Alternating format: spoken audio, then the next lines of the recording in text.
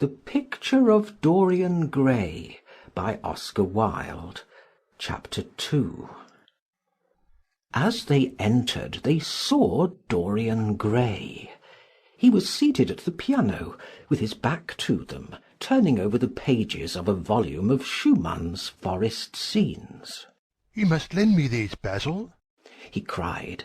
"I want to learn them. They are perfectly charming." "That entirely depends on how you sit today, Dorian." "Oh, I am tired of sitting, and I don't want a life-size portrait of myself," answered the lad, swinging round on the music-stool in a wilful, petulant manner. When he caught sight of Lord Henry, a faint blush coloured his cheeks for a moment, and he started up. "I beg your pardon, Basil, but I didn't know you had anyone with you." "This is Lord Henry Wotton, Dorian, an old Oxford friend of mine. I have just been telling him what a capital city you were, and now you have spoiled everything." "You have not spoiled my pleasure in meeting you, Mr. Gray," said Lord Henry, stepping forward and extending his hand. "My aunt has often spoken to me about you. You are one of her favourites, and I am afraid one of her victims also." "I am in Lady Agatha's black books at present," answered Dorian, with a funny look of penitence. "I promised to go to a club in Whitechapel with her last Tuesday, and I really forgot all about it. We were to have played a duet together. 3 duets, I believe. I don't know what she will say to me. I am far too frightened to call." "Oh, I will make your peace with my aunt. She is quite devoted to you. Oh, and I don't think it really matters about your not being there. The audience probably thought it was a duet. When Aunt Agatha sits down to the piano, she makes quite enough noise for 2 people. "That is very horrid to her, and not very nice to me," answered Dorian, laughing. Lord Henry looked at him. Yes, he was certainly wonderfully handsome, with his finely curved scarlet lips, his frank blue eyes, his crisp gold hair. There was something in his face that made one trust him at once. All the candour of youth was there, as well as all youth's passionate purity. One felt that he had kept himself unspotted from the world. No wonder Basil Hallward worshipped him. "You are too charming to go in for philanthropy, Mr. Gray. Far too charming." And Lord Henry flung himself down on the divan and opened his cigarette-case. The painter had been busy mixing his colours and getting his brushes ready.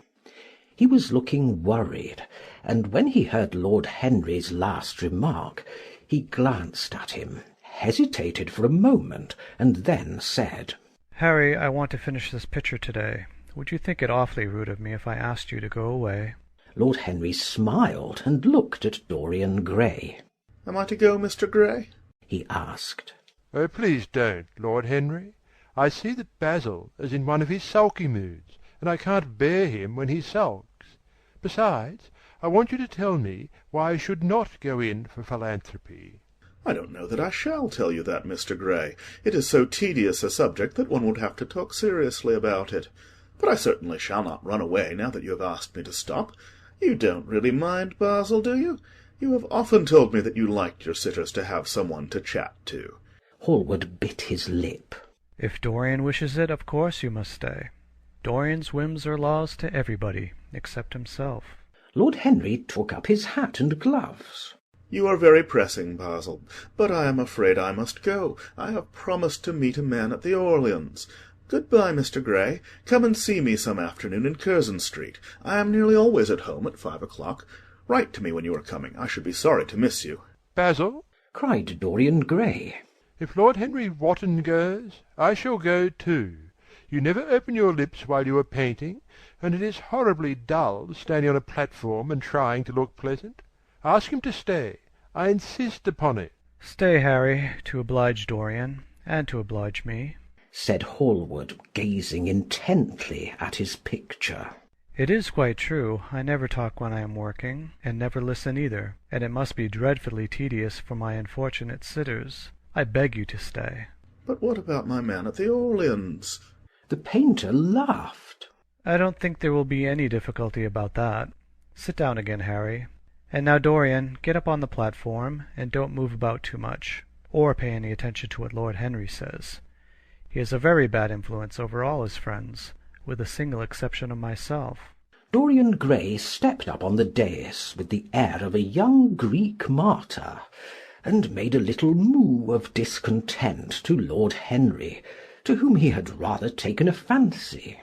He was so unlike Basil. They made a delightful contrast. And he had such a beautiful voice. After a few moments he said to him, "Have you really a very bad influence, Lord Henry? As bad as Basil says?" There is no such thing as a good influence, Mr. Gray. All influence is immoral. Immoral from the scientific point of view. Why? Because to influence a person is to give him one's own soul.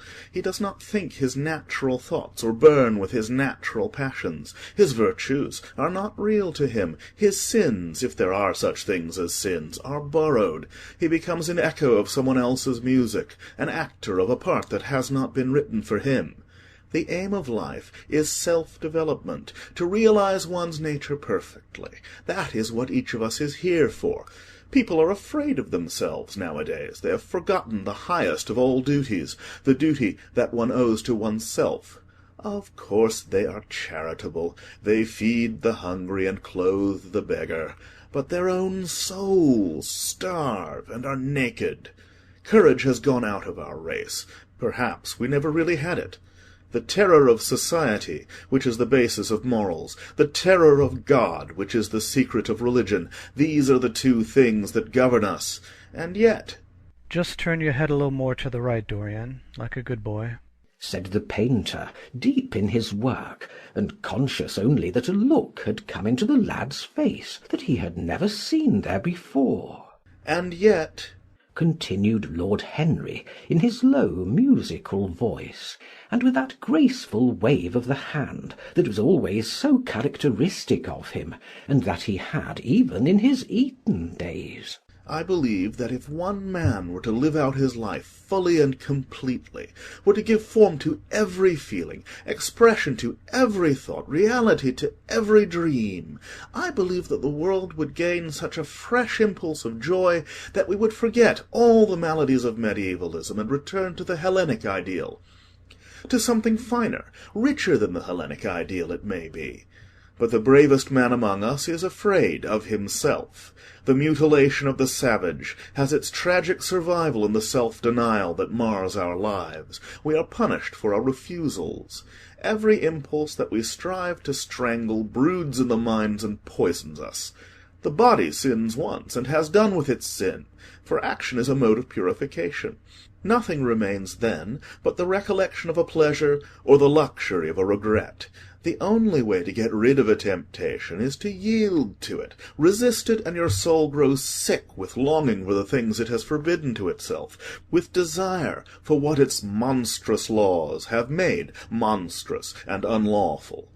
It has been said that the great events of the world take place in the brain. It is in the brain, and the brain only, that the great sins of the world take place also. You, Mr. Gray, you yourself, with your rose-red youth and your rose-white boyhood, you have had passions that have made you afraid, thoughts that have filled you with terror, daydreams and sleeping dreams whose mere memory might stain your cheek with shame." "Stop!" faltered Dorian Gray. "Stop! You bewilder me. I don't know what to say. There is some answer to you, but I cannot find it. Don't speak. Let me think. Or, rather, let me try not to think." For nearly 10 minutes he stood there, motionless, with parted lips and eyes strangely bright. He was dimly conscious that entirely fresh influences were at work within him. Yet they seemed to him to have come really from himself. The few words that Basil's friend had said to him, words spoken by chance, no doubt, and with wilful paradox in them, had touched some secret chord that had never been touched before, but that he felt was now vibrating and throbbing to curious pulses. Music had stirred him like that. Music had troubled him many times, but music was not articulate. It was not a new world, but rather another chaos that it created in us. Words, mere words, how terrible they were! How clear and vivid and cruel! One could not escape from them. And yet what a subtle magic there was in them! They seemed to be able to give a plastic form to formless things, and to have a music of their own as sweet as that of viol or of lute. Mere words! Was there anything so real as words? Yes, there had been things in his boyhood that he had not understood. He understood them now. Life suddenly became fiery-coloured to him. It seemed to him that he had been walking in fire. Why had he not known it? With his subtle smile, Lord Henry watched him. He knew the precise psychological moment when to say nothing. He felt intensely interested. He was amazed at the sudden impression that his words had produced, and remembering a book that he had read when he was 16, a book which had revealed to him much that he had not known before, he wondered whether Dorian Gray was passing through a similar experience. He had merely shot an arrow into the air. Had it hit the mark? How fascinating the lad was! Hallward painted away with that marvellous bold touch of his, that had the true refinement and perfect delicacy that in art, at any rate, comes only from strength. He was unconscious of the silence. "Basil, I'm tired of standing," cried Dorian Gray suddenly. "I must go out and sit in the garden. The air is stifling here." My dear fellow, I am so sorry. When I am painting I can't think of anything else. But you never sat better. You were perfectly still, and I have caught the effect I wanted. The half-parted lips, and the bright look in the eyes. I don't know what Harry has been saying to you, but he has certainly made you have the most wonderful expression. I suppose he has been paying you compliments. You mustn't believe a word that he says." "He has certainly not been paying me compliments. Perhaps that is the reason that I don't believe anything he has told me." You know you believe it all, said Lord Henry, looking at him with his dreamy, languorous eyes. I will go out to the garden with you. It is horribly hot in the studio. Basil, let us have something iced to drink, something with strawberries in it. Certainly, Harry. Just touch the bell, and when Parker comes I will tell him what you want. I have got to work up this background, so I will join you later on. Don't keep Dorian too long. I have never been in better form for painting than I am today. This is going to be my masterpiece. It is my masterpiece as it stands." Lord Henry went out to the garden, and found Dorian Gray burying his face in the great cool lilac blossoms, feverishly drinking in their perfume as if it had been wine. He came close to him, and put his hand upon his shoulder. You are quite right to do that, he murmured. Nothing can cure the soul but the senses, just as nothing can cure the senses but the soul. The lad started and drew back. He was bareheaded, and the leaves had tossed his rebellious curls and tangled all their gilded threads. There was a look of fear in his eyes, such as people have when they are suddenly awakened. His finely chiselled nostrils quivered, and some hidden nerve shook the scarlet of his lips, and left them trembling. Yes, continued Lord Henry, that is one of the great secrets of life, to cure the soul by means of the senses, and the senses by means of the soul.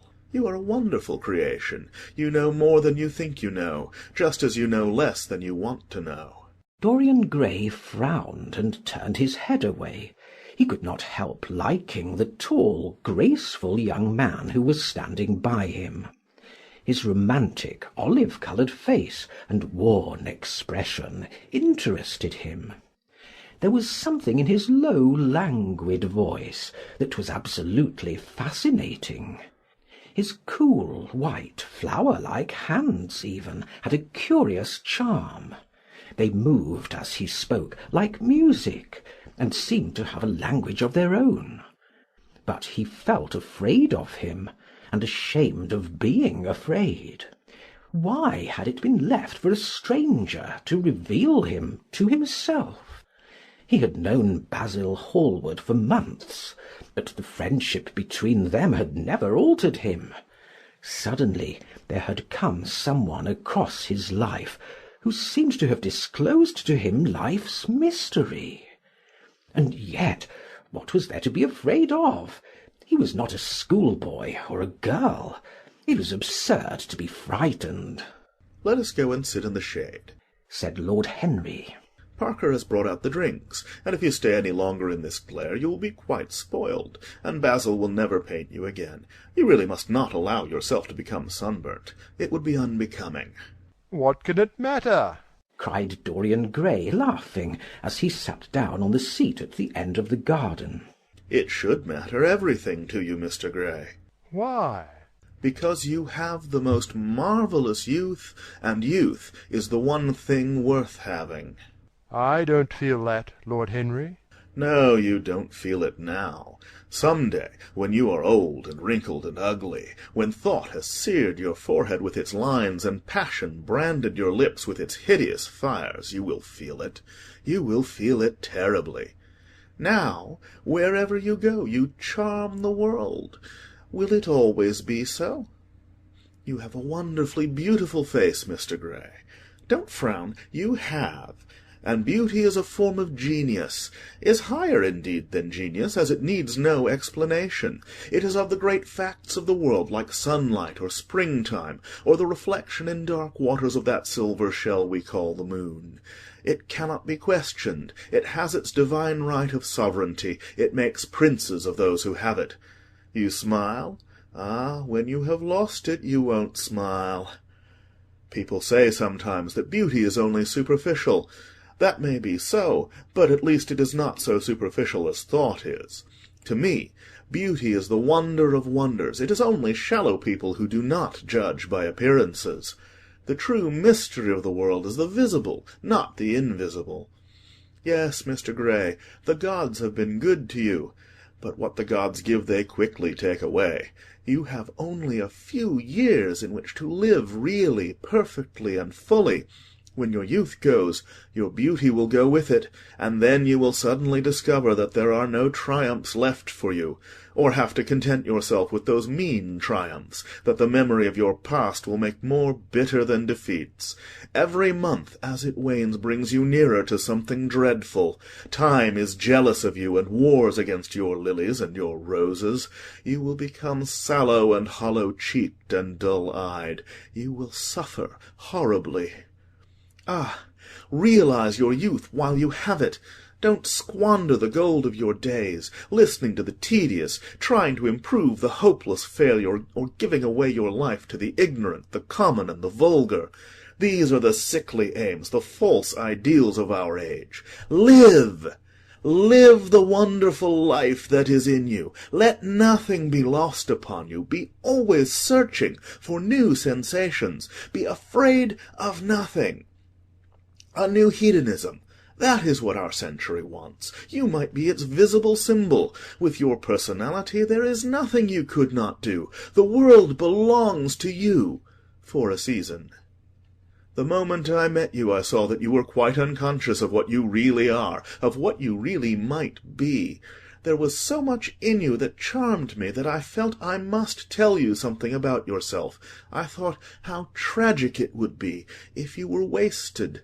For there is such a little time that your youth will last, such a little time. The common hill-flowers wither, but they blossom again. The laburnum will be as yellow next June as it is now. In a month there will be purple stars on the clematis, and year after year the green night of its leaves will hold its purple stars. But we never get back our youth. The pulse of joy that beats in us at 20 becomes sluggish. Our limbs fail, our senses rot. We degenerate into hideous puppets, haunted by the memory of the passions of which we were too much afraid, and the exquisite temptations that we had not the courage to yield to. Youth! Youth! There is absolutely nothing in the world but youth." Dorian Gray listened, open-eyed and wondering. The spray of lilac fell from his hand upon the gravel. A furry bee came and buzzed round it for a moment, then it began to scramble all over the oval stellated globe of the tiny blossoms. He watched it with that strange interest in trivial things that we try to develop when things of high import make us afraid, or when we are stirred by some new emotion for which we cannot find expression, or when some thought that terrifies us lays sudden siege to the brain and calls on us to yield. After a time the bee flew away. He saw it creeping into the stained trumpet of a Tyrian convolvulus. The flower seemed to quiver, and then swayed gently to and fro. Suddenly the painter appeared at the door of the studio, and made staccato signs for them to come in. They turned to each other and smiled. "I am waiting," he cried. "Do come in. The light is quite perfect, and you can bring your drinks." They rose up and sauntered down the walk together. Two green and white butterflies fluttered past them, and in the pear-tree at the corner of the garden a thrush began to sing. "You are glad you have met me, Mr. Gray," said Lord Henry, looking at him. "Yes, I am glad now. I wonder, shall I always be glad?" "Always? That is a dreadful word. It makes me shudder when I hear it. Women are so fond of using it. They spoil every romance by trying to make it last forever. It is a meaningless word, too. The only difference between a caprice and a lifelong passion is that the caprice lasts a little longer." As they entered the studio, Dorian Gray put his hand upon Lord Henry's arm. "In that case, let our friendship be a caprice," he murmured, flushing at his own boldness, then stepped up on the platform and resumed his pose. Lord Henry flung himself into a large wicker armchair and watched him. The sweep and dash of the brush on the canvas made the only sound that broke the stillness, except when now and then Hallward stepped back to look at his work from a distance. In the slanting beams that streamed through the open doorway, the dust danced and was golden. The heavy scent of the roses seemed to brood over everything. After about a quarter of an hour, Hallward stopped painting, looked for a long time at Dorian Gray, and then for a long time at the picture, biting the end of one of his huge brushes and frowning. "It is quite finished," he cried at last, and stooping down, he wrote his name in long vermilion letters on the left-hand corner of the canvas. Lord Henry came over and examined the picture. It was certainly a wonderful work of art, and a wonderful likeness as well. "My dear fellow, I congratulate you most warmly," he said. "It is the finest portrait of modern times. Mr. Gray, come over and look at yourself." The lad started as if awakened from some dream. "Is it really finished?" he murmured, stepping down from the platform. "Quite finished," said the painter. "And you have sat splendidly today. I am awfully obliged to you." "That is entirely due to me," broke in Lord Henry. "Isn't it, Mr. Gray?" Dorian made no answer, but passed listlessly in front of his picture, and turned towards it. When he saw it, he drew back, and his cheeks flushed for a moment with pleasure. A look of joy came into his eyes, as if he had recognized himself for the first time. He stood there motionless and in wonder, dimly conscious that Hallward was speaking to him, but not catching the meaning of his words. The sense of his own beauty came on him like a revelation. He had never felt it before. Basil Hallward's compliments had seemed to him to be merely the charming exaggeration of friendship. He had listened to them, laughed at them, forgotten them. They had not influenced his nature. Then had come Lord Henry Wotton, with his strange panegyric on youth, his terrible warning of its brevity. That had stirred him at the time, and now, as he stood gazing at the shadow of his own loveliness, the full reality of the description flashed across him. Yes, there would be a day when his face would be wrinkled and wizen, his eyes dim and colourless, the grace of his figure broken and deformed. The scarlet would pass away from his lips, and the gold steal from his hair. The life that was to make his soul would mar his body. He would become dreadful, hideous, and uncouth. As he thought of it, a sharp pang of pain struck through him like a knife, and made each delicate fibre of his nature quiver. His eyes deepened into amethyst, and across them came a mist of tears. He felt as if a hand of ice had been laid upon his heart. "Don't you like it?" cried Hallward at last, stung a little by the lad's silence, not understanding what it meant. Of course he likes it, said Lord Henry. Who wouldn't like it? It is one of the greatest things in modern art. I will give you anything you like to ask for it. I must have it. "It is not my property, Harry." Whose property is it? "Dorian's, of course," answered the painter. He is a very lucky fellow. How sad it is, murmured Dorian Gray, with his eyes still fixed upon his own portrait. How sad it is. I shall grow old and horrible and dreadful. But this picture will remain always young. It will never be older than this particular day of June. If it were only the other way! If it were I who was to be always young, and the picture that was to grow old! For that I would give everything. Yes, there is nothing in the whole world I would not give. I would give my soul for that. You would hardly care for such an arrangement, Basil, cried Lord Henry, laughing. It would be rather hard lines on your work. "I should object very strongly, Harry," said Hallward. Dorian Gray turned and looked at him. I believe you would, Basil. You like your art better than your friends. I am no more to you than a green bronze figure. Hardly as much, I dare say. The painter stared in amazement. It was so unlike Dorian to speak like that. What had happened? He seemed quite angry. His face was flushed and his cheeks burning. Yes, he continued.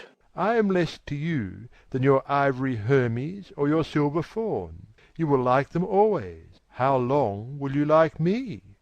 Till I have my first wrinkle, I suppose. I know, now, that when one loses one's good looks, whatever they may be, one loses everything. Your picture has taught me that. Lord Henry Wotton is perfectly right. Youth is the only thing worth having. When I find that I am growing old, I shall kill myself. Hallward turned pale and caught his hand. "Dorian, Dorian!" he cried. "Don't talk like that. I have never had such a friend as you, and I shall never have such another. You are not jealous of material things, are you? You who are finer than any of them?" I am jealous of everything whose beauty does not die. I am jealous of the portrait you have painted of me. Why should it keep what I must lose? Every day that passes takes something from me and gives something to it. Oh, if it were only the other way! If the picture could change, and I could be always what I am now! Why did you paint it? It will mock me some day, mock me horribly. The hot tears welled into his eyes. He tore his hand away, and flinging himself on the divan, he buried his face in the cushions, as though he was praying. "This is your doing, Harry," said the painter bitterly. Lord Henry shrugged his shoulders. It is the real Dorian Gray, that is all. "It is not." If it is not, what have I to do with it? You should have gone away when I asked you, he muttered. I stayed when you asked me, was Lord Henry's answer. Harry, I can't quarrel with my two best friends at once, but between you both, you have made me hate the finest piece of work I have ever done, and I will destroy it. What is it but canvas and colour?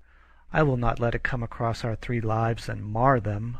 Dorian Gray lifted his golden head from the pillow, and with pallid face and tear-stained eyes looked at him as he walked over to the deal painting table that was set beneath the high curtained window. What was he doing there? His fingers were straying about among the litter of tin tubes and dry brushes, seeking for something. Yes, it was for the long palette-knife with its thin blade of lithe steel. He had found it at last. He was going to rip up the canvas. With a stifled sob, the lad leaped from the couch, and rushing over to Hallward, tore the knife out of his hand, and flung it to the end of the studio. "Don't, Basil, don't!" he cried. "It would be murder." I am glad you appreciate my work at last, Dorian, said the painter coldly, when he had recovered from his surprise. I never thought you would. Appreciate it? I am in love with it, Basil. It is part of myself. I feel that. Well, as soon as you are dry, you shall be varnished and framed and sent home. Then you can do what you like with yourself. And he walked across the room and rang the bell for tea. You will have tea, of course, Dorian, and so will you, Harry, or do you object to such simple pleasures? I adore simple pleasures, said Lord Henry. They are the last refuge of the complex, but I don't like scenes except on the stage. What absurd fellows you are, both of you. I wonder who it was defined man as a rational animal. It was the most premature definition ever given. Man is many things, but he is not rational. I am glad he is not, after all, though I wish you chaps would not squabble over the picture. You had much better let me have it, Basil. This silly boy doesn't really want it, and I really do. If you let anyone have it but me, Basil, I shall never forgive you, cried Dorian Gray. And I don't allow people to call me a silly boy. You know the picture is yours, Dorian. I gave it to you before it existed. And you know you have been a little silly, Mr. Gray, and that you don't really object to being reminded that you are extremely young. I should have objected very strongly this morning, Lord Henry. Ah, this morning. You have lived since then. There came a knock at the door, and the butler entered with a laden tea-tray, and set it down upon a small Japanese table. There was a rattle of cups and saucers, and the hissing of a fluted Georgian urn. 2 globe-shaped china dishes were brought in by a page. Dorian Gray went over and poured out the tea. The 2 men sauntered languidly to the table, and examined what was under the covers. Let us go to the theatre tonight, said Lord Henry. There is sure to be something on somewhere. I have promised to dine at White's, but it is only with an old friend, so I can send him a wire to say that I am ill, or that I am prevented from coming in consequence of a subsequent engagement. I think that would be a rather nice excuse. It would have all the surprise of candour. It is such a bore putting on one's dress clothes, muttered Hallward. And when one has them on, they are so horrid. Yes, answered Lord Henry dreamily. The costume of the 19th century is detestable. It is so sombre, so depressing. Sin is the only real colour element left in modern life. You really must not say things like that before Dorian, Harry. Before which Dorian? The one who is pouring out tea for us, or the one in the picture? Before either. I should like to come to the theatre with you, Lord Henry, said the lad. Then you shall come. And you will come too, Basil, won't you? I can't really. I would sooner not. I have a lot of work to do. Well then, you and I will go alone, Mr. Gray. I should like that awfully. The painter bit his lip and walked over, cup in hand, to the picture. I shall stay with the real Dorian, he said sadly. Is this the real Dorian? Cried the original of the portrait, strolling across to him. Am I really like that? Yes, you are just like that. How wonderful, Basil. At least you are like it in appearance, but it will never alter, sighed Hallward. That is something. What a fuss people make about fidelity! Exclaimed Lord Henry. Why, even in love it is purely a question for physiology. It has nothing to do with our own will. Young men want to be faithful and are not. Old men want to be faithless and cannot. That is all one can say. Don't go to the theatre tonight, Dorian, said Hallward. Stop and dine with me. I can't, Basil. Why? Because I have promised Lord Henry Wotton to go with him. He won't like you any better for keeping your promises. He always breaks his own. I beg you not to go. Dorian Gray laughed and shook his head. I entreat you. The lad hesitated and looked over at Lord Henry, who was watching them from the tea-table with an amused smile. I must go, Basil, he answered. Very well, said Hallward, and he went over and laid down his cup on the tray. It is rather late, and as you have to dress, you had better lose no time. Good-bye, Harry. Good-bye, Dorian. Come and see me soon. Come tomorrow. Certainly. You won't forget? No, of course not, cried Dorian. And Harry. Yes, Basil? Remember what I asked you when we were in the garden this morning. I have forgotten it. I trust you. I wish I could trust myself, said Lord Henry, laughing. Come, Mr. Gray, my hansom is outside, and I can drop you at your own place. Good-bye, Basil. It has been a most interesting afternoon. As the door closed behind them, the painter flung himself down on a sofa, and a look of pain came into his face. End of chapter 2.